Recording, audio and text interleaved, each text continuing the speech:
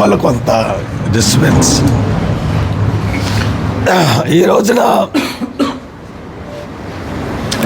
MLC అభ్యర్థి విజయ్ సుందర్ గురించి ప్రచారం చేయడానికని చెప్పి నిడదవోలు రావడం జరిగింది.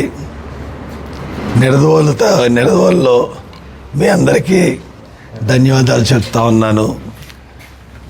ఎందుకంటే ఈ ఎలక్షన్స్ చాలా ప్రతిష్టాకరమైన ఎలక్షన్గా భావిస్తున్నాయి.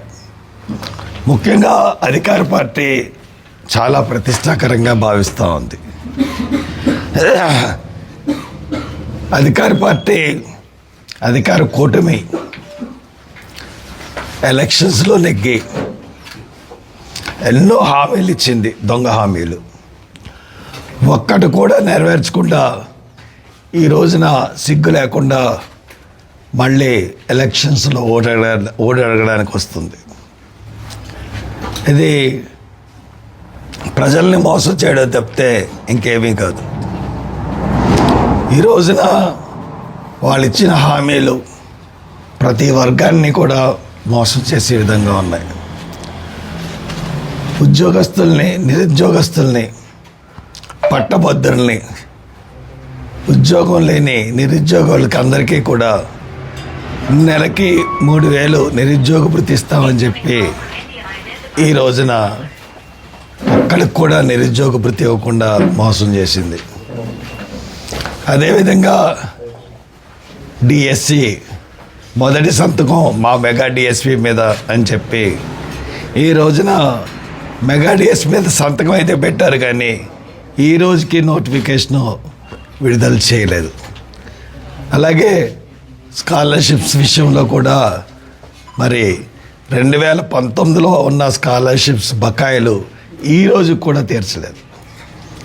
మరి తల్లికి వందనం అని చెప్పి పేరు పెట్టారు. ఇంట్లో ఎంతమంది చదువుకుంటే అంతమందికి 15,000 ఇస్తానని చెప్పి అది కూడా మోసం చేశారు. మహిళలకి మరి 18 సంవత్సరాలు దాటిన మహిళలకి, ఒంటరిగా ఉన్న మహిళలకి 59 సంవత్సరాల వరకు మేము నెలకి 1,500 చొప్పున భరోసా ఇస్తామని చెప్పారు. అది ఇంతకుముందు ప్రభుత్వం ఇచ్చిందే, కానీ వీళ్ళు కూడా హామీ ఇచ్చి ఏమీ కూడా చేయకుండా ఊరుకున్నారు. రైతుల విషయంలో రైతు భరోసా అని చెప్పి 20,000 రూపాయలు ఇస్తా అన్నారు, అది మోసం చేశారు. సిలిండర్లు 3 సిలిండర్లు ఉచితంగా ఇస్తా అన్నారు, 1 సిలిండర్ ఇచ్చారు, 9 నెలలు అయింది. 2వ సిలిండర్ మాట జాడలేదు, 3వ సిలిండర్ మాట ఊసేలేదు. కాబట్టి అలాగే బ్యాడ్జ్ ఉన్న ఆటో డ్రైవర్లందరికీ కూడా 1,500 ఇస్తా అన్నారు. ఇలాగా ఏ వర్గాన్ని చూసుకున్నా ఆ వర్గాలన్నింటినీ మోసం చూశారు. ఆ రోజున ఏమండి, రాష్ట్ర ఆర్థిక పరిస్థితి బాగాలేదు కదా, మీరు ఉచిత హామీలు ఇస్తూ ఉన్నారు, బస్సు పథకం ఉచిత, మహిళలందరికీ కూడా ఉచిత బస్సు ఇస్తామన్నారు. ఇలాగ ఎన్నో పథకాలు మీరు అనౌన్స్ చేశారు.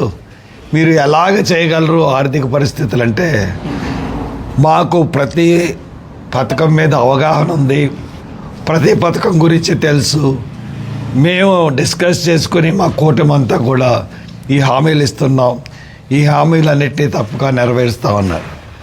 అంతేకాకుండా చంద్రబాబు నాయుడు గారు ఒక మెట్టు ముందుకెళ్ళి సంపద సృష్టిస్తాం, సంపద ద్వారా ఇవన్నీ చేస్తామన్నారు. సార్, చంద్రబాబు నాయుడు గారు, ఏదండి సంపాదన? మీ సంపద ఏది? 9 నెలలైంది, ఎక్కడన్నా సంపద సృష్టించారా? పోనీ బంగారు గనులు ఎక్కడన్నా పండియా?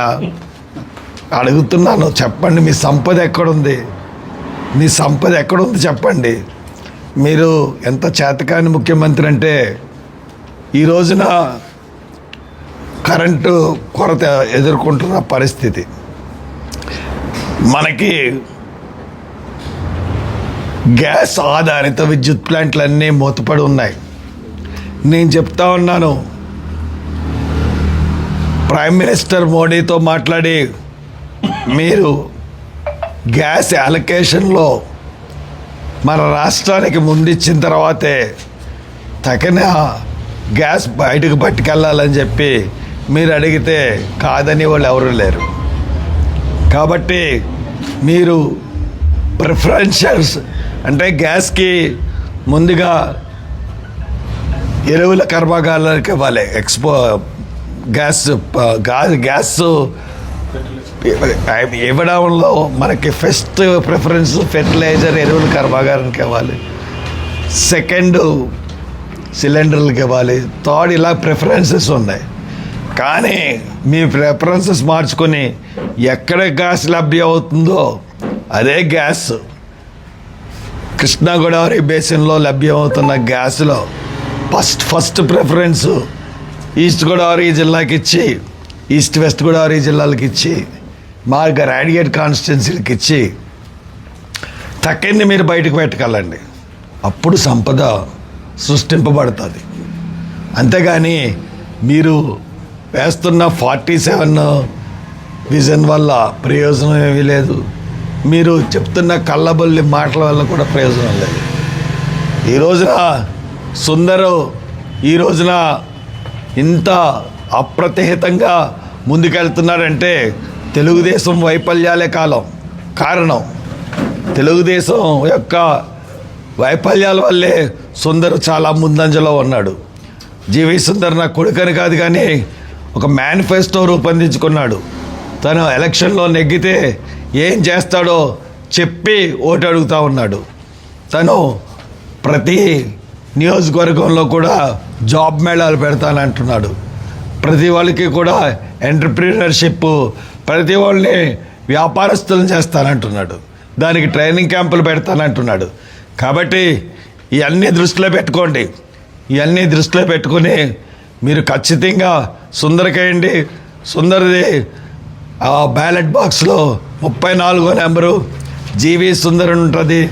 దాని పక్కన ఒకటేసి జీవి సుందర్ని నెగ్గించవలసిందిగా మీ తరపున నడదవలు పట్టబద్దు. నాకు కొంత బాగాలేదు, రొంపు వల్ల కొంత డిస్టర్బెన్స్. ఈ రోజున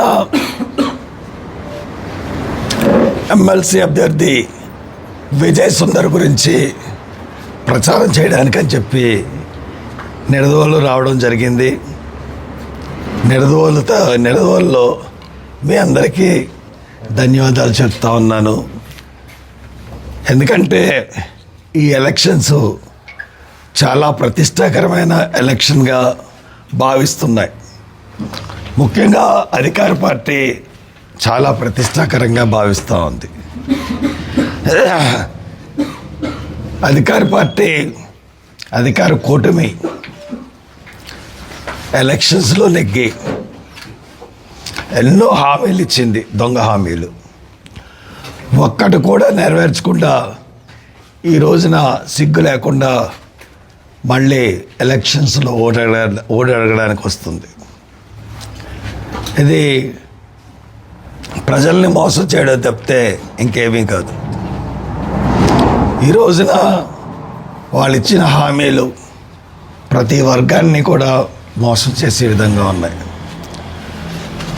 ఉద్యోగస్తుల్ని, నిరుద్యోగస్తుల్ని, పట్టభద్రుల్ని, ఉద్యోగం లేని నిరుద్యోగులకి అందరికీ కూడా నెలకి 3,000 నిరుద్యోగ భృతి ఇస్తామని చెప్పి ఈ రోజున ఒక్కడికి కూడా నిరుద్యోగ భృతి ఇవ్వకుండా మోసం చేసింది. అదేవిధంగా